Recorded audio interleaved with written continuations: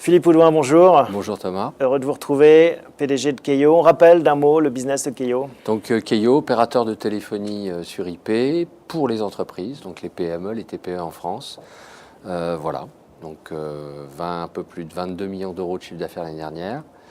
Une activité en croissance. Comment ça s'est passé justement entre la précédente édition, le premier épisode de Truffle Capital et aujourd'hui?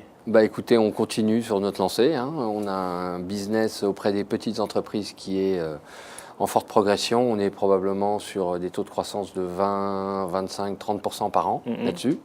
Donc on a des métiers historiques qui font que globalement l'activité est plutôt en croissance de 10 à 15%. Et pas mal de projets dans les cartons de développement. Voilà, tout à fait. Donc on a lancé là au mois de juin un nouveau service qui s'appelle Keio Store, qui en fait prend acte du fait que les télécoms ne valent plus grand-chose. Enfin, ça devient une commodité. Voilà, ça devient une commodité. Ça sera offert un jour selon vous?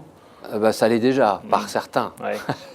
Skype, par exemple. Oui, mais disons que la valeur dans les télécoms se réduit d'année en année.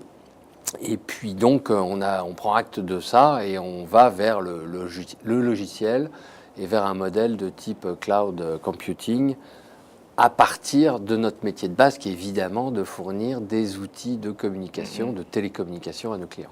Et comment est-ce que vous voyez les prochains mois? Alors justement, est-ce que le marché se convertit à ça rapidement? Alors, on a lancé ça sur notre base d'abonnés, ce qui est le plus naturel, donc avec un certain succès, puisque nos abonnés ont, empoché ces nouveaux services de façon assez rapide et visiblement ça répondait à un besoin. Sur les prochains mois, on va enrichir ce Keio Store. Donc lui mettre par exemple une petite application pour gérer soi-même toutes ces conférences, calls, envoyer du courrier.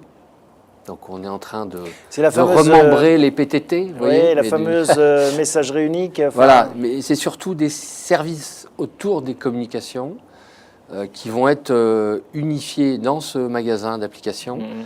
Qui va, et dont l'originalité principale est en fait la notion de gestion de parc. C'est-à-dire que la grosse difficulté quand on traite avec une entreprise, c'est de l'aider à gérer son parc. Ses collaborateurs n'ont pas forcément tous les mêmes besoins. Et donc, on lui met à la disposition du gestionnaire de parc un ensemble d'applications et lui décide. Il peut personnaliser. Voilà, il va dire, ce gars-là, il envoie beaucoup de courriers ou il appelle beaucoup vers les mobiles ou il est en déplacement permanent. Donc, il aura accès à une application ou à des applications spécifiques par rapport à ses besoins. Est-ce que vous avez des objectifs chiffrés? On a toujours des objectifs Alors, chiffrés. quels sont-ils? Qu'est-ce que vous pouvez nous dire? Voilà, nous, on est dans un projet moyen terme. Donc, notre objectif, c'est de délivrer une croissance à 2 chiffres sur 5 ans et de progresser. Chaque année? Chaque année, évidemment. En cumulé, donc. Voilà, en cumulé, donc c'est pas évident. Surtout dans l'environnement actuel, qui est quand même compliqué et incertain.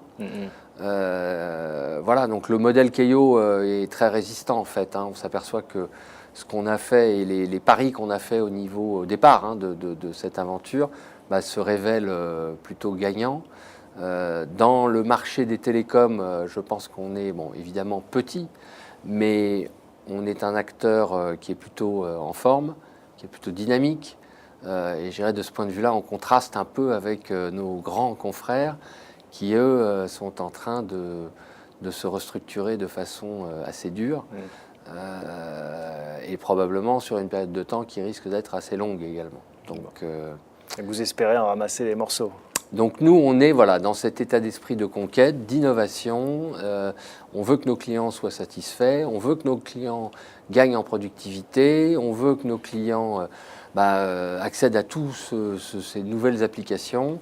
Et voilà, nous recommandent, etc. Donc créer une logique et une dynamique favorable, positive. Sachant qu'on est non seulement dans un climat économique qui est difficile, comme vous l'avez souligné, mais également le secteur des télécoms lui-même est dans une situation réglementaire que je qualifierais de complexe. Puisque notre régulateur, donc l'ARCEP, en fait a développé une politique depuis maintenant 4 à 5 années au bénéfice exclusif du consommateur. qu'ils soient grand public ou professionnels.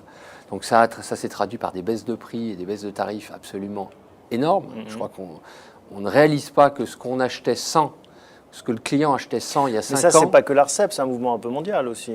Alors, c'est un mouvement mondial, mais je dirais que l'ARCEP en France a été à la pointe de ce mouvement. Et là, je dirais encouragé de façon probablement un peu excessive au bénéfice du consommateur. Donc aujourd'hui, les producteurs sont dans une situation très complexe.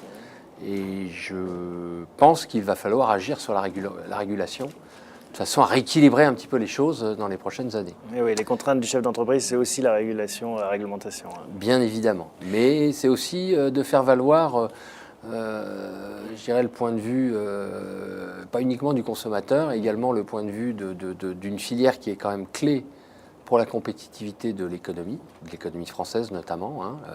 Avoir des télécoms modernes, avoir des débits, avoir de la couverture pour tous, c'est un élément capital de l'attractivité du pays.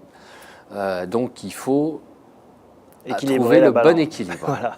Bon, voilà la mission et le message pour l'ARCEP. Merci Philippe Houlon. Merci.